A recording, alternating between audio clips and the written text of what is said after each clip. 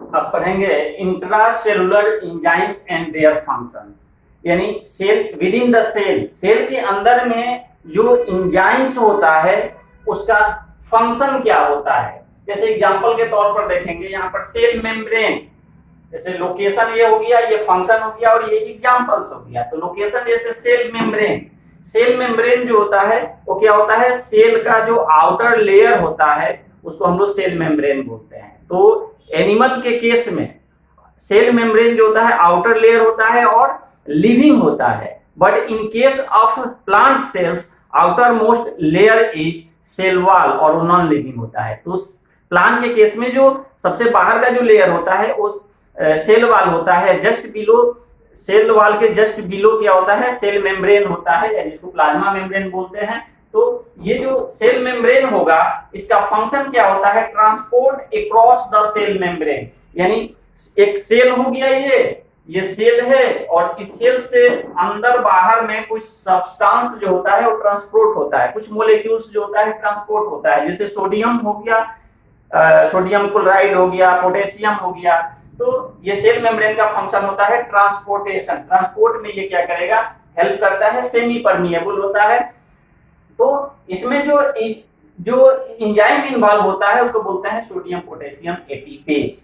तो यहाँ हम देखा जाए intracellular enzymes and their function. तो जस्ट हम कुछ देर पहले हम लोगों ने पढ़ा था कि जो सेल होगा वो रिएक्शन कहाँ पे होता है, सॉरी जो एंजाइम होगा वो इन्वॉल्व होगा हमारे सेल के अंदर में, जो रिएक्शन होगा जो मेटाबॉलिज्म होगा किसी ऑर्गेनिज्म में या किसी सेल में, यानी ऑर्गेनिज्म भी किससे बना है, सेल से। तो जो सेल मेम्ब्रेन होगा उसमें क्या होगा, इस एंजाइम का क्या होता है, सोडियम पोटेशियम एटीपेज होता है, उसका क्या होता है, बहुत बड़ा रोल होता है। अब आता है माइटोकॉन्ड्रिया, ये सेल के अंदर में हमारे बॉडी के सेल्स का जो अंदर में क्या होगा, माइटोकॉन्ड्रिया होगा, and mitochondria is responsible for the respiration of the cell, या इसको बोलते हैं powerhouse of energy. Energy का जो पावर हाउस है या हमारे बॉडी में जो रेस्पिरेशन जो होता है तो वो कहाँ होता है, माइटोकॉन्ड्रिया लेवल पे होता है। तो इस माइटोकॉन्ड्रिया का फंक्शन क्या है, oxidation and catabolism of produce energy, oxidation करता है। ऑक्सीडेशन मींस क्या हुआ कि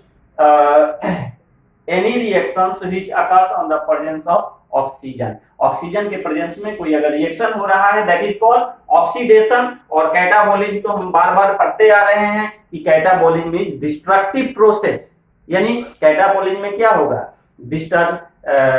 कुछ किसी मोलेक्यूल्स का किसी कंपाउंड का क्या होगा, डिस्ट्रक्शन होगा, यानी वो मोलेक्यूल कंपाउंड कैटाबॉलिज्म में क्या होगा, उसका ब्रेकडाउन होगा, उससे क्या होता है, एनर्जी प्रोड्यूस होता है, या बोलेंगे कि हाइड्रोलिसिस ऑफ सबस्ट्रेट। तो यहाँ पर देखेंगे कि जो एटीपी का सिंथेसिस होता है वो कहाँ पर, किस लेवल पे उसकी बात करते हैं, माइटोकॉन्ड्रिया लेवल पे, यानी जो एटीपी का सिंथेसिस हमारे सेलुलर फंक्शन के लिए जो एनर्जी प्रोवाइड करता है, एटीपी एडिनोसिन ट्राइफॉस्फेट, जस्ट पहले अभी थोड़ा देर पहले हम लोगों ने पढ़ा था उसके बारे में। तो इसमें क्या होता है, जो यहाँ एग्जांपल्स की बात करेंगे तो क्या होगा, ग्लाइकोसाइडेजेज और क्या होगा, पेप्टिडेजेज एंजाइम्स जो होता है, ऐसे बहुत सारे एंजाइम्स होते हैं। तो ये क्या होता है, ये माइटोकॉन्ड्रिया लेवल पे इसकी बात करते हैं। उसके बाद आया लाइसोसोम,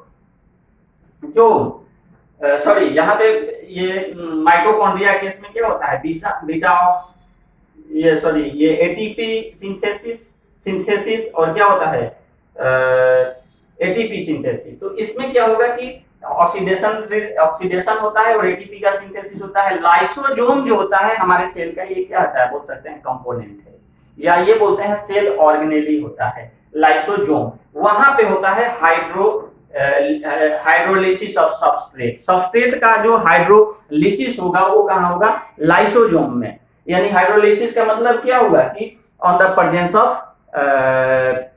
H2O के प्रेजेंस में ये रिएक्शन होता है। तो यहाँ पे इसके लिए ये एंजाइम क्या होता है, रिस्पांसिबल होता है, ग्लाइकोसाइडेजेज और क्या होता है, पेप्टाइडेजेज होता है। तो ऐसे बोला जाता है कि lysosome actually contain hydrolytic enzyme. Lysosome में क्या होता है, हाइड्रोलाइटिक एंजाइम होता है, और हाइड्रोलाइटिक एंजाइम का काम क्या होता है, डाइजेशन में ये क्या करेगा, किसी मॉलिक्यूल सब्सटेंस का डाइजेशन में हेल्प करता है। ऐसे नेचर में अगर बात करेंगे हाइड्रोलाइटिक एंजाइम का तो क्या होता है, more than 40 types of hydrolytic enzyme. जैसे एक एग्जांपल हम बात करते हैं, जैसे प्रोटीनेज, लाइपेज, ये एमाइलेज, ये एंजाइम क्या होता है, ये आता है हाइड्रोलाइटिक एंजाइम में आता है। तो लाइसोसोम हो गया, सेल के अंदर में ये होता है, सेल ऑर्गेनेली है। तो उसके बाद आता है जैसे न्यूक्लियस, तो आता है कि न्यूक्लियस क्या है, तो ये सेल के अंदर में क्या होता है, न्यूक्लियस। और हम लोग पहला प्रीवियस क्लास में हमने पढ़ा था कि ये न्यूक्लियस में क्या होता है, न्यूक्लियोप्लाज्म होता है, और इसी में क्या होता है, क्रोमोसोम होता है, यानी 6 क्रोमोसोम्स होगा सेल में। ह्यूमन सेल की अगर हम स्टडी करते हैं तो न्यूक्लियस जो होगा, ये न्यूक्लियस का काम क्या होता है, ये genetic information storage and regulation. यानी न्यूक्लियस में क्या होता है, ये क्रोमोसोम होता है, और chromosome we know that a chromosome is made up of DNA and histone protein. और डीएनए जो होता है उसको बोलते हैं deoxyribose nucleic acid. Next class जो होगा, आगे क्लास में आएगा चैप्टर हम लोग पढ़ेंगे न्यूक्लिक एसिड, उसमें इसका हम लोग स्टडी करते हैं। और हम लोगों ने पढ़ा भी है, और कभी किसी क्लास में हमने चर्चा भी किया था, इसका डिस्कशन किया था कि there are 2 types of nucleic acid, DNA and RNA.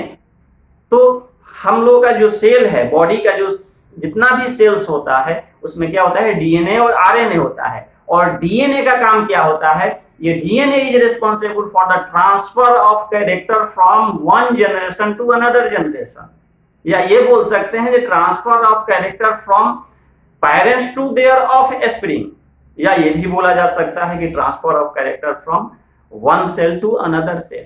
तो यहाँ जो न्यूक्लियस होगा उसमें क्या होता है, स्टोर रहता है जेनेटिक इंफॉर्मेशन। यानी क्रोमोसोम का काम क्या होता है, जेनेटिक इंफॉर्मेशन को कैरी करना या स्टोर करना। यानी ये चूंकि डीएनए से बना है, हिस्टोन प्रोटीन से, तो डीएनए भी बोल सकते हैं या क्रोमोसोम बोल सकते हैं। तो ये जेनेटिक इंफॉर्मेशन को क्या करता है, स्टोरेज, मतलब स्टोर करके रखता है, एंड रेगुलेशन करेगा। एक सेल डिवीजन जब होगा, एक सेल से 2 सेल, 2 से 4, 5 ऐसे सेल बनता है, उसमें ये रेगुलेट करता है। और इसमें क्या होता है, कुछ एंजाइम्स होता है, जैसे DNA polymerase and RNA polymerase. तो ये जब हम एक चैप्टर पढ़ेंगे रेप्लिकेशन, तो वहां पर चैप्टर में आएगा ये डीएनए पॉलीमरेज क्या होता है, आरएनए पॉलीमरेज क्या है, हेलिकेज एंजाइम क्या है, एसएसबी बाइंडिंग प्रोटीन क्या होता है, टोपोआइसोमेरेज क्या है, गाइरेज क्या है।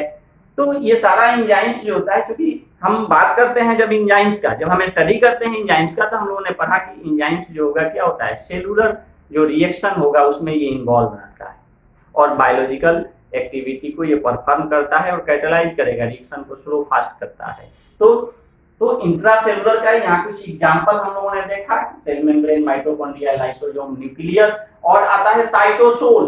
तो साइटोसोल का मतलब क्या हुआ कि किसी क्लास में हमने बताया था कि cell contain the protoplasm. Cell में क्या होता है, प्रोटोप्लाज्म होता है।